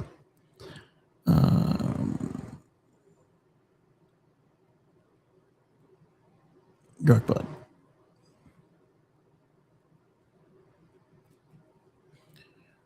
Tesla integrate Grokbot. Tesla continues turning its electric vehicles into connected productivity hubs on wheels. Following the recent debut of Grokbot, Tesla appears to be preparing direct in-cabin integration for SpaceX AI's new autonomous agent platform. The hint surfaced on X when one user asked whether drivers could soon manage their Grokbot agents and check on the background tasks. Oh yeah, I did remember seeing this tweet. Grok Voice, an chat engineer at SpaceX AI, responded with a since deleted but screenshot below teaser. Stay tuned. Okay, this is a long shot. Can I connect a bot to my Tesla so I can talk to Grok while I drive? Assign tasks to agents. Stay tuned. All right, so we'll see.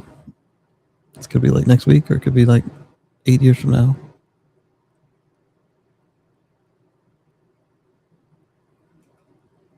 Tesla patent helps keep FSD cameras clear by preventing windshield haze. They just cook it off. 102, 104, 106, 108, and 110. Tesla published a patent application they hope will improve the off-gassing issue with the front camera housing. The patent describes incorporating a VOC absorbing material directly into the camera housing that surrounds the vehicle's front cameras.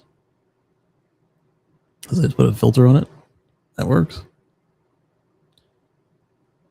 The goal is to capture chemicals that are inside the plastic camera housing over the years. Since they have nowhere to escape, they end up condensing on the windshield and interfere with camera visibility. Owners can encounter camera visibility warnings even when the outside of the windshield is clean. A hazy film can accumulate on the interior glass directly in front of the forward-facing cameras, requiring removal of the rearview camera and mirror housing to properly clean it. Tesla has offered this cleaning service for roughly $50 to $89 in the US, depending on the model. And in September, Elon called simplifying front camera cleaning a major area of focus. Good. At the time, we discussed easier to remove housings, improve ventilation as possible solutions. Tesla did not reveal which approach it was developing. The patent looks to prevent the buildup rather than simply making it easier to clean. Plastics, adhesives, and other cabin materials can release volatile organic compounds, or VOCs. Tesla proposes manufacturing nearby plastic components from polypropylene containing microporous crystalline aluminosilicate particles. These zeolite-like particles have microscopic pores capable of attracting and trapping VOC molecules. In some examples, they account for roughly 70% of the material weight, and Tesla describes the pore sizes of approximately 3 to 10 angstroms, with different sizes used to capture different compounds. So not just a filter, like literally, it's going to absorb its own plastic gas. Lee says that's horrible to have EVs and the apartment complex not looking at partnering to get the chargers in their complex. Agreed.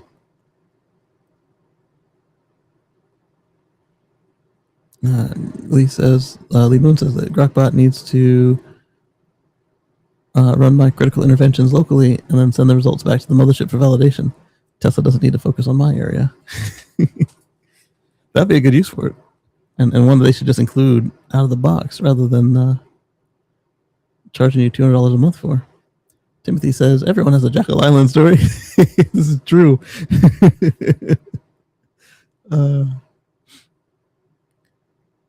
Camera housing. Rather than coating the outside of the parts with the VOC absorbing material, Tesla describes distributing the particles throughout the plastic, which will allow the components to continue capturing VOCs over time. The patent does not confirm this technology is coming to production vehicles, but the patent means that Tesla is at least considering the idea. This passive approach could address the front camera contamination problem Musk previously said Tesla was focusing on solving. It certainly could. The only other way to do it is to completely bond the cameras to the glass with like an epoxy, and it would work, but then it means that anytime you need a new windshield, you need a new camera assembly as well, and that is expensive. Not that the windshield isn't already expensive, but to add 2 to 3 cameras plus a heating solution, plus the optical bonding epoxy is also more expensive than other epoxies.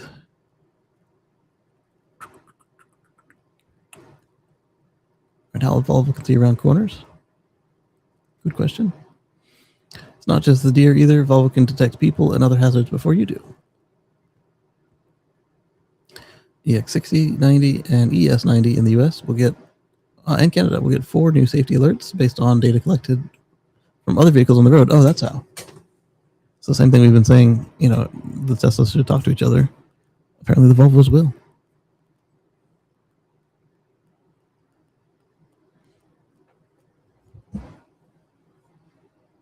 Let's see. Eric says, take off your deadgum sunglasses. If I take off my sunglasses, Eric, I can't see the screen because the screen is in here. So they're not actually sunglasses. I can make them darker if you like. There they are. Full blackness.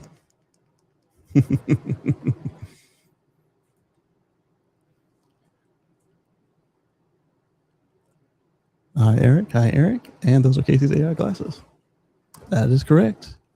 I used to have a teleprompter that I would put the articles on in between the camera and you guys, but it came out to here, and this is also the desk I use while I work, and taking up this much room on my desk every day when I only do this 2 times a week. It's a bit of an ask. We'll see if and when I move, what my next solution will be. But I don't like the putting the camera on top of a screen. I like to look straight into the camera with the screen in the middle. And the other solutions I have for that are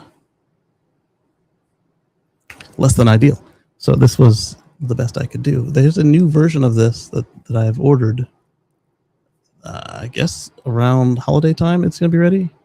That's supposed to be clearer. We'll see. At the very least, it has a bigger screen and a better refresh rate, and hopefully doesn't hurt the ears as much. But we will see.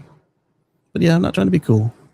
I did that. That was a concern of mine as I started it. I was like, does this look like Super Saf and Casey Neistat?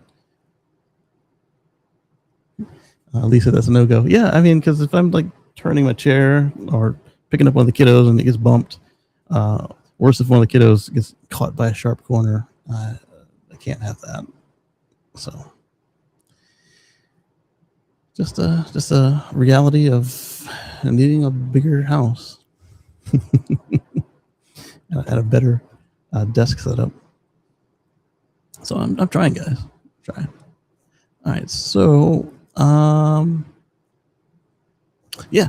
So the EX60 and others alert ahead can gain you upcoming roadwork and accidents, crashes. Ice cream. Thank you. Chocolate ice cream. Put this here for now. She must hear me slowing down in the speech there. Let me see what my sugar's looking like. Yeah. None of these replace existing connected safety features. Lee has a question on battery warranty. Teslas who have been out of warranty now have their batteries performed. How many need replacements? What's Tesla's battery warranty? So they do. You can get it done by Tesla, or you can get it done by a shop. So what I would do is, if you need it, get a quote from Tesla in the service app, and then take that to a local or local-ish provider that has used batteries and will certify their work.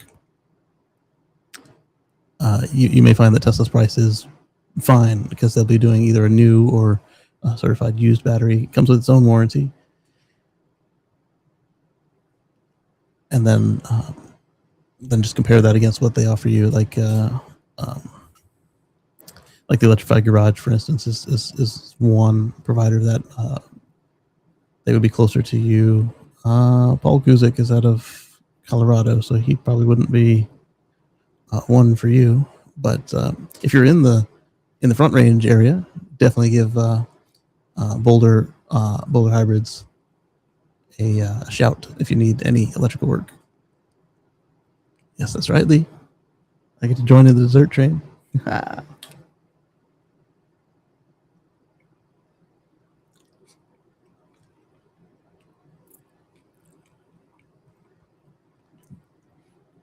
Have I had to replace mine? Yes, actually. All of them. The Model S had the 90 pack, the one that was super new and experimental with their first attempt at silicon in the anode. And that one got replaced under warranty. It lost 50 miles of range in one grocery stop in 15 minutes. So they said, hey, can you come up to Charlotte and replace it? And so we did. And they gave us a loaner pack. It was new. It was a loaner pack. And almost the way home, they said, hey, you don't need to come back. You can keep that one. And then we'll just use your replacement as the loaner pack. I said, all right, that's fine. Saved me quite a trip. And let's see here. Approve. And then on the Model X, we were charging at Orangeburg one day. And then we got a message about how it ended supercharging early. And unfortunately made the mistake of unplugging from the supercharger, which then meant no AC in the middle of summertime. Thankfully, it was also at a gas station, so we were able to go inside to the AC. That one, they towed us from Orangeburg, South Carolina to Savannah, Georgia. And then they replaced the pack. And that one was a case of the batteries on the older batteries had a conformal coating on all the boards, and then the lead wires between the BMS sensing cables would they were also in there, but this was before they started filling the batteries with foam, and as it gets hotter and colder, the condensation from the air in the battery pack would condense out and then corrode the BMS boards and the sense wires. So they've they were no longer getting good signals, and so the safety system stopped the battery, and thankfully that was under warranty. I think I've got a couple more days of warranty remaining. So hopefully that's everything. And yeah, they put a new one in, and then I'm on my third drive unit, the rear drive unit. The first one was fine, but it was leaking coolant inside of itself, which eventually would corrode it. So they replaced it, and that one died within 50 miles. And so then they replaced that one with another one, and it seems to be fine. They don't have coolant at all in the new ones. Yep. That was under warranty. Yep. I haven't had any expensive work not under warranty yet. I did have to do the upper control arms. Those were on me. I had to do some AC work, which was really on them, but we found that out later. Then the battery and the 2 rear drive units. Yep. Correct. That was under warranty. I haven't had to give them the big bucks yet, but hopefully this will last a good 10 years, and I won't have to think about it. But that would be my solution if it did come to it. I'd get the quote from Tesla, and then I'd get a quote from one of these other shops, and then get the reviews from other shops to see who I want to do it. But the Tesla one does come with its own warranty, assuming that you're out of your vehicle warranty. So if mine failed today and they replaced it, then I'd only get less than a month of warranty on the new replacement. But if it failed in October, and then I paid to replace it, that one comes with its own warranty.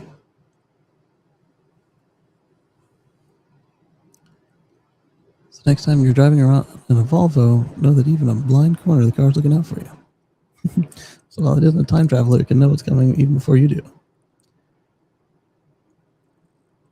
I assumed that it was saying that it was talking to the other cars. I didn't actually read that. There was a lot of words. Road use alert. Humans who may be up ahead.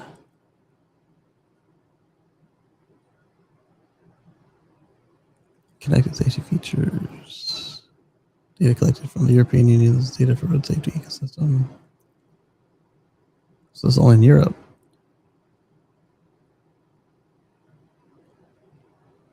No, but it said US up above at the top of the article.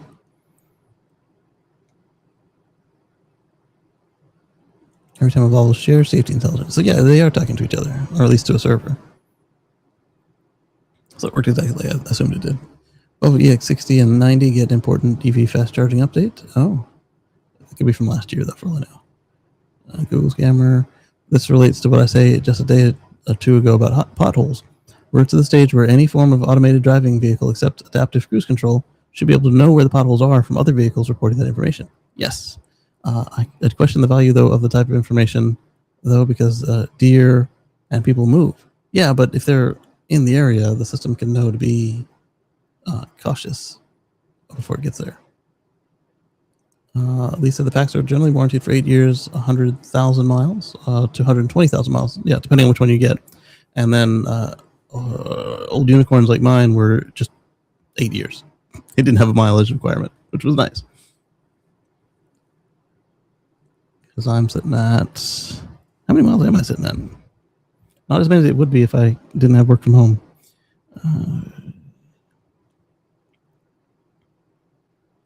117,670. And I got it with like 60 miles on it, something like that. Mine was one of the ones that got tested at the medium test. Not the full-on 160, 150 mile full teardown test. So that's a V3. Yep, I don't see the silver on it. So it's not just a photo op of it at a V2. Important EV fast charging update. New feature. June 20th. It got way simpler. Oh, they get plug and charge. Won't have to deal with apps, credit cards. We'll be able to plug and charge over 35,000 fast chargers in the US. Nice. Started out rolling out plug and charge.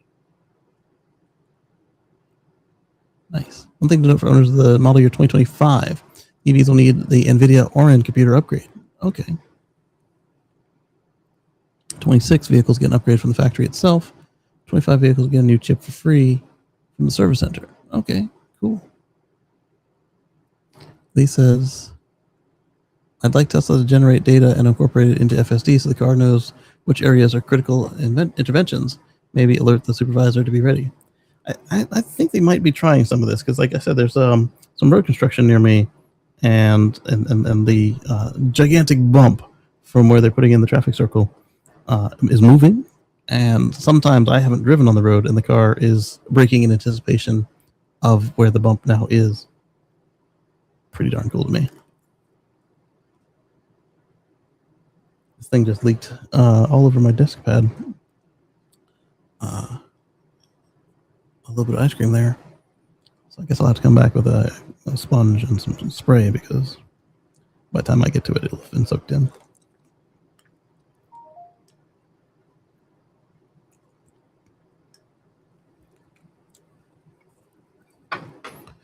All right, so Tesla could use that data to concentrate FSD training to take care of those interventions. Yes, absolutely.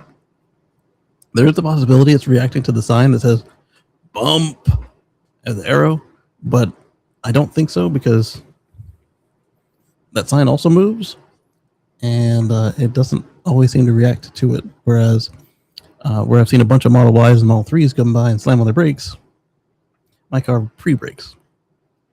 Even, like I said, even on days where I haven't gone across the bump yet. But it's not consistent. Not at all.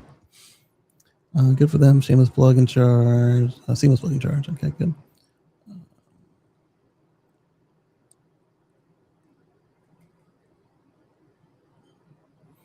Hyundai's new Santa Fe will go electric and keep the gas tank somehow. The extended range, that's how. So I figured when I said that.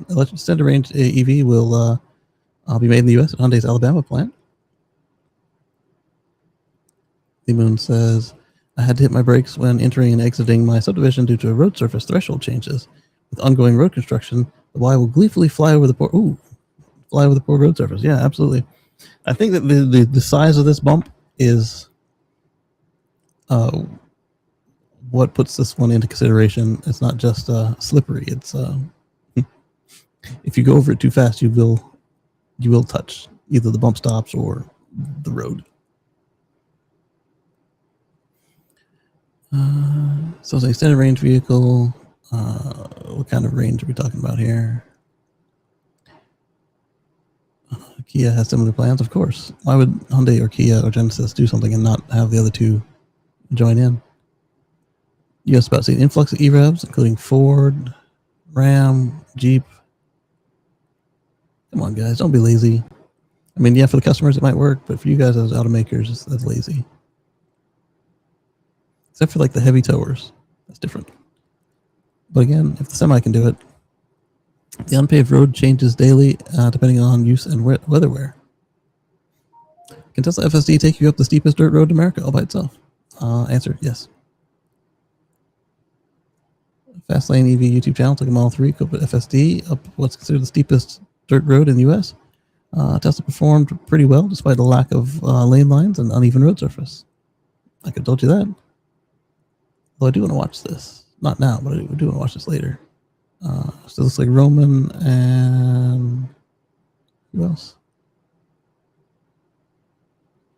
Not Tommy, you know what? Oh yeah, Roman and Tommy. Okay, cool. It didn't look like him in the video, and we'll watch that later because we already knew the answer going into it. I do want to see the adventure though. Share this tab instead. I went to Toyota's employee electrification training, and here's what surprised me. And my theory was that it was competent and they know what they're doing, but choose not to do it because Mr. Toyota is into vroom vroom gas cars.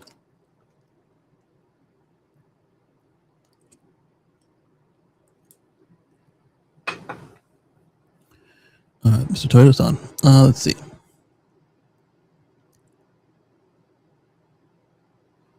That's an interesting.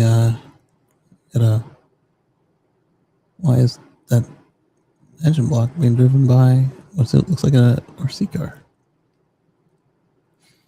As a critic concedes to lose the plot, I've stepped into the EV debate every day. I know what each company is doing, what's afraid of, why it is or isn't going hard on electrification.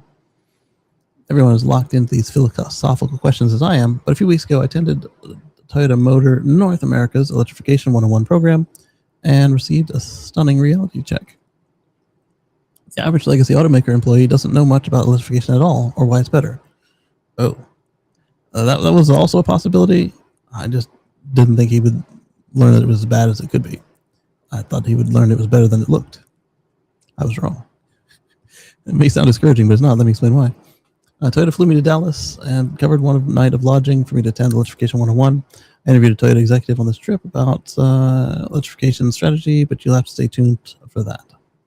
All right, so I like that he put his disclosure in there. There are enough people these days that don't do their disclosures. It's quite annoying. And depending on who they are, it could be illegal.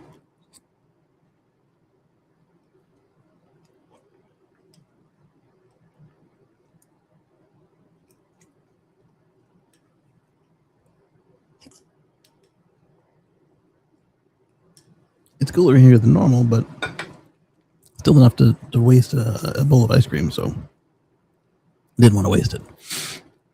So, Plano, Texas office worker, not expert in electrification. Okay, good classroom look, okay. May not be EV hybrid fans. Not surprised, the program is called Electrification 101, because not EV 101, because they got the hybrids and stuff too. And not just the hybrids, but here's that stupid waste of time. Mirai, hydrogen that you can't fill. I mean, you can fill it, but the stations are disappearing rapidly. Quick look, gasoline, more hydrogen mess. Okay, so there's the RC car, probably showing how it's got massive torque. Never waste a bowl of ice cream. That's right, I cry. Solo, hey, how are you? Point was adding electric propulsion to any powertrain can make it more efficient. Okay, so they're fully still into hybrids there. That's why electrification and not EVs. Okay, not surprised by that.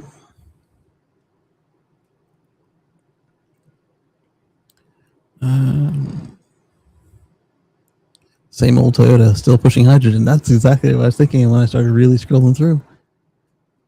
Same old spin against diversity, despite knowing diesel replacement for commercial. Hydrogen is not a sufficient replacement for diesel. It's more expensive. It's more maintenance intensive, and it's still the way that we use it still can cause some issues in the environment. Excuse me, it'd be hilarious if it wasn't so sad. Facepalm, sad to see Toyota still touting this BS. The company argues that it's the most beneficial way to use limited battery resources. They're onto the hybrids again, of course.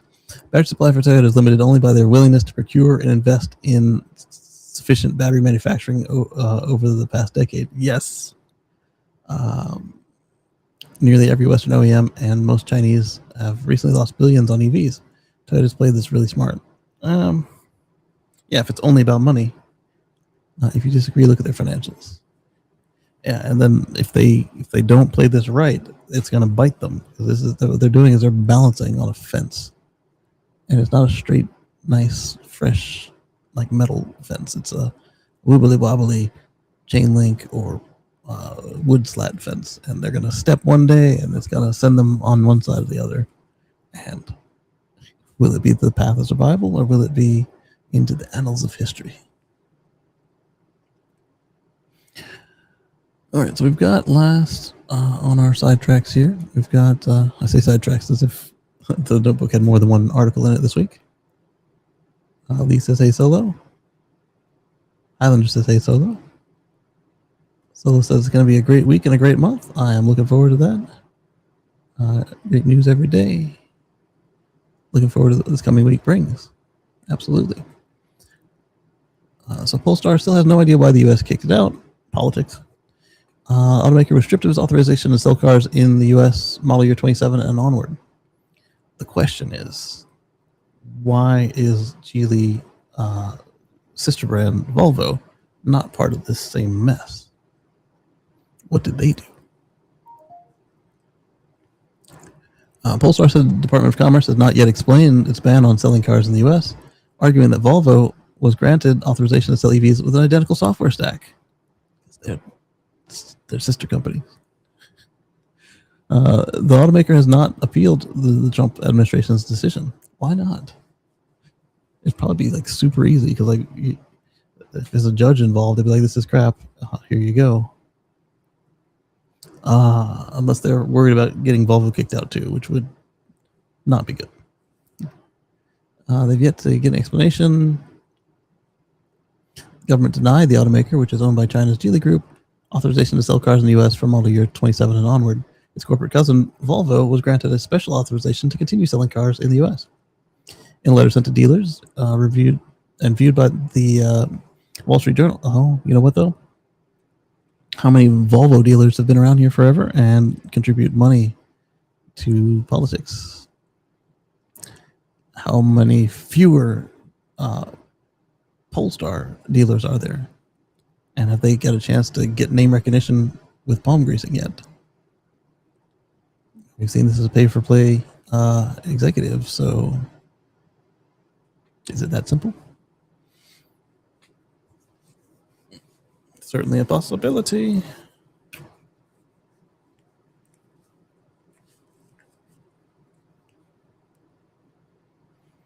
Certainly a possibility. All right, so now, in a letter sent, they've yet to hear back from the administration why it must stop selling EVs in America. The automaker argued that its Polestar 3 is mechanically identical to the Volvo EX90, as we suspected, and that both are assembled in the same production line at the Volvo Cars plant in Ridgeville, South Carolina. So that's another good point. These aren't even actually Chinese cars. They're Chinese companies built right here.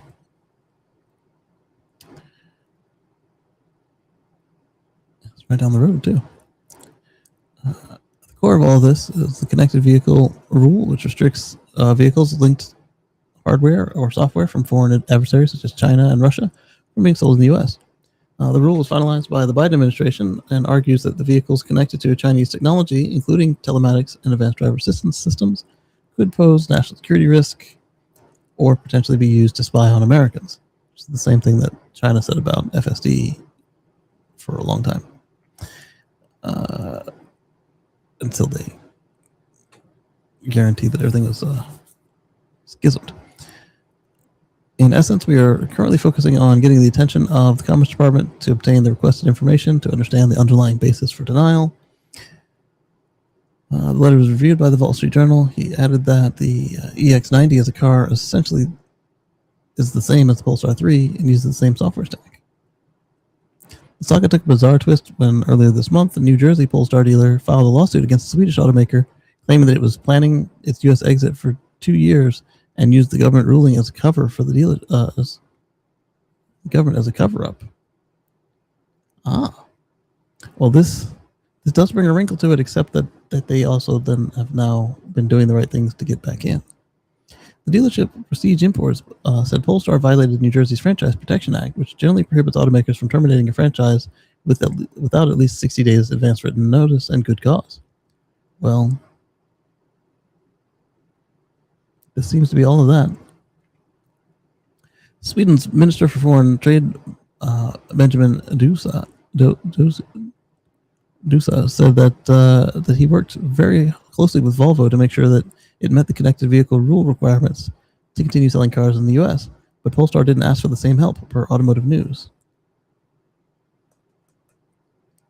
Maybe because they didn't think they needed to, because they're selling the same car with a different badge. All told, Polestar did not appeal the U.S.'s government ban and instead would double down on the European market, which accounts for 80% of its global sales. So I think that part right there might be why the dealer is mad. They did send more letters, though, but not an appeal. Interesting. New Jersey dealer claims Polestar intentionally quit the U.S. with a government ban as a cover-up. The lack of an appeal could support that. Polestar won't appeal its U.S. ban. Now dealers are left holding the bag. The Polestar 4 is $25,000 off. It's a great deal on a car I love. Polestar EVs are a whopping $25,000 off after the brand got kicked out of America. Elon targeting another EV brand coming of age? If he was still buddy tight, I might give that some credence, but doesn't seem to be the case. It's one of the many inexplicable, idiotic things for the current administration does to make a little sense. But he is anti anything green, yes. So getting rid of an EV only brand does not build cars in North America is par for the course, except for the not cars in North America part, because as the article said, some of them are built right here in the States. I, for one, have enjoyed having driven a Polestar 2, which has that sports sedan feeling and nice interior. Deals to be had, folks. Jump on them. Actually, it was finalized and put in place by Biden administration in January of 25.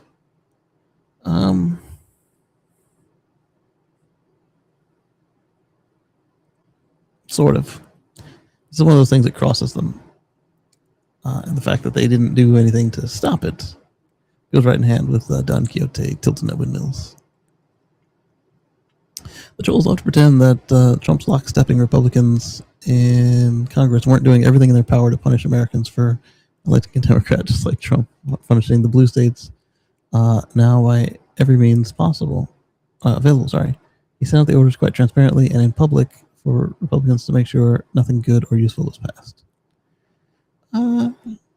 This brings up a point that they have been the most do-nothing Congress in my lifetime.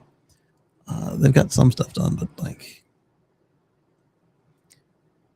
they got all kinds of records for how little was done. Although, given what they want, I don't know that's necessarily a bad thing. Oh boy! So sorry to end this on politics. Maybe I should stay out of the comments. Anyway, there's Polestar. I want to thank all of you guys for taking the time out of your weekend to come spend it with me. I want to thank our channel members like Timothy and Anders there, and I want to thank Highlander for helping moderate the X-Base there. And I'll catch you guys on the Tesla Life show. We've got an express show on Monday, and then we've got a live show on Wednesday. I'll catch you guys back here in 1 week, less a couple hours for Let's Chat with Kacey and Friends, September. I don't know what day. The first week in September. First weekend in September. And we'll have more to talk about because already I had stuff piling up to get added to the notebook, but I have to see what it is we're talking about before we do that. Lee Moon says, thanks for the awesome Sunday afternoon chat, Kacey, and all my friends in chat. I hear Lee. I hear Highlander. What you got there, Highlander? Can we have a quick chat on the X before you leave X? Did you want to talk about Toledo with everybody or just you and me?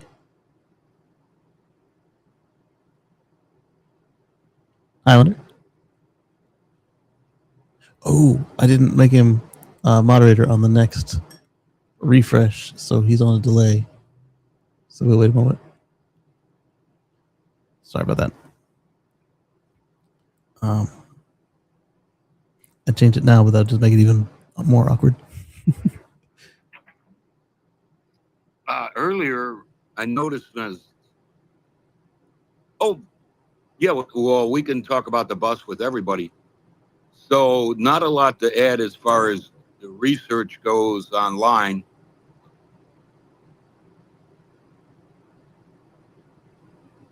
Toledo had purchased 11 brand new electric buses, the Toledo Transit System.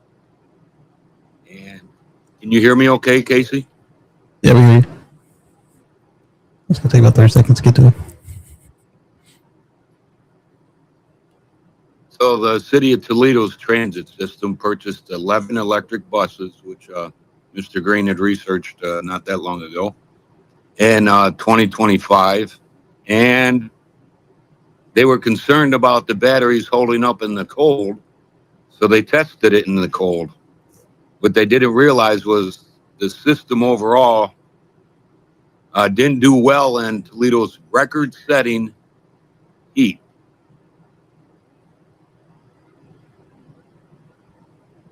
After speaking to two of the drivers and having ridden the electrical buses several times now, it's definitely a much more pleasant ride. It's absolutely quiet. The other one, all you hear is engine noise.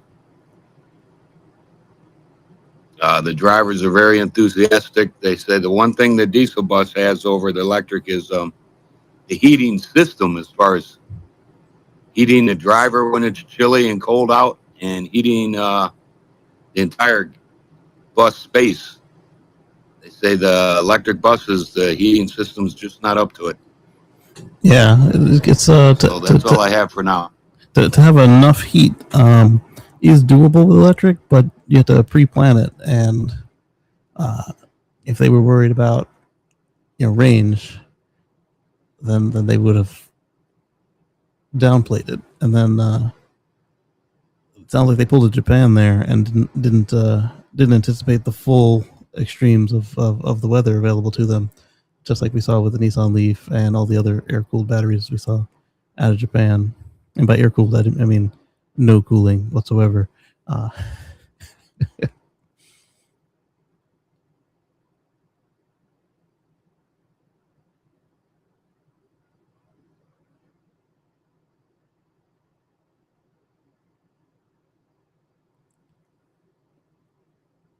I push the button now, it'll bring him back real time, but it might jog it. Let's see what happens.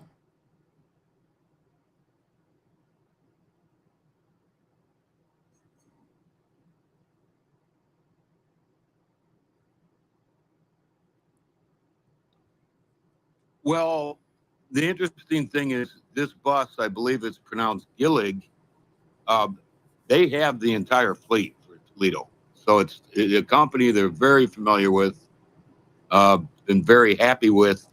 And it's one of the top 10 bus makers. Yeah. Oh, quick technical note. When I was earlier co-hosting, there was no header. It said, what do you want to chat about? That's what it says when you first open the room. So I used the executive co-host privilege, and I tried changing it to Let's Chat with Kacey and Friends EV buses.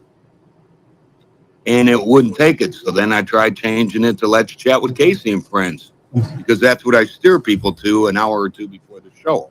I don't send them links, because the links go week by week. Yeah. But it took the electric bus thing. And you're right, I normally give the heads up either just before or just afterwards. It didn't like that. But I'm hoping to get an interview, or at least they'll let me go talk to the bus station, the bus garage. Yeah, that'd be sharp. Where I can actually talk to the mechanics, see their charging infrastructure. And that's my goal for the end of this week, is to set that up through their liaison. Take a look in a minute, baby. Moto's over here telling me I need to do stuff. Demanding. Not asking, demanding. So that's all I've got. Thanks for letting me shout out about the Toledo electric bus system. Definitely. Solo suggests emailing them as well, Highlander. Maybe they'll respond quickly to that. Highlander out. All right. So with that, I will catch you guys on the flip side. Thank you for coming through.